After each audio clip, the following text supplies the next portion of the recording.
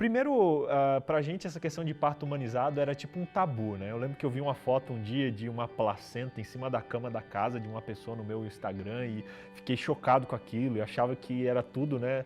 Placenta, tirar coisa no banheiro, ter filho na banheira e achava que parto humanizado era isso. E depois, quando a gente engravidou, eu tive a consciência de que parto humanizado é simplesmente um parto com o mínimo de intervenção externa possível ou da maneira que a mãe e o pai desejam. E aí a gente começou a se interessar mais sobre esse assunto. Aí a gente foi procurar uma médica, né, uma obstetra, a Dani começou a ser acompanhada e tal. E depois de alguns meses, depois de algumas consultas, a gente ia junto, conversava, a médica perguntou, tá, e como é que vai ser o parto de vocês? E aí a Dani falou, olha, eu quero ter parto normal.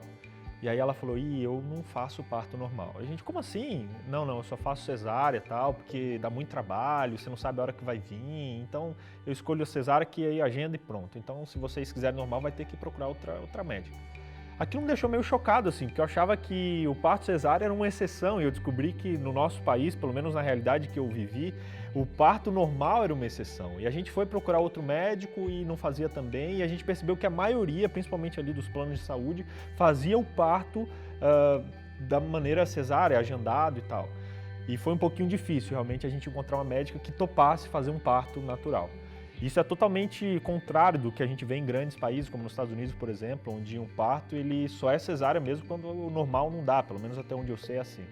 E a gente encontrou uma médica, a Juliana Chalup, que foi inclusive uma pessoa incrível, excepcional, ela acolheu a gente, sabe, do Instituto Nascer lá de Curitiba.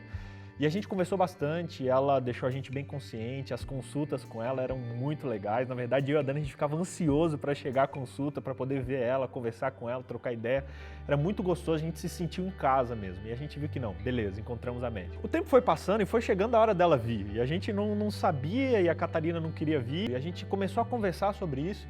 E percebemos que a gente estava muito apreensivo, muito receoso, até com muito medo do nascimento, de ter um bebê.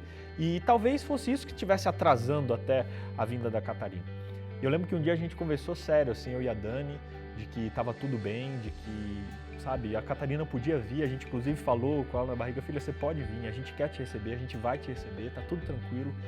E depois daquela noite, a Dani inclusive foi numa consulta no dia seguinte, se não me engano, com a psicóloga ou com alguém que ela conversou, ela abriu o coração e percebeu que estava mesmo um pouquinho de receio de receber um filho, de receber um bebê. E curioso que no dia seguinte dessa conversa que a gente teve, a bolsa da Dani estourou. E a gente percebeu o quanto a mente influencia, né? O quanto as nossas ideias influenciam. Então, quando estiver chegando o momento, fica tranquilo, relaxa, porque no nosso caso a gente estava preocupado e isso com certeza afetou ali a demora um pouco da Catarina vir. E aí vem a parte mais interessante da história. Só como esse vídeo está ficando meio longo, eu vou contar ela na segunda parte, beleza? Segura aí que daqui a pouquinho eu vou postar a parte 2 desse relato de parto humanizado.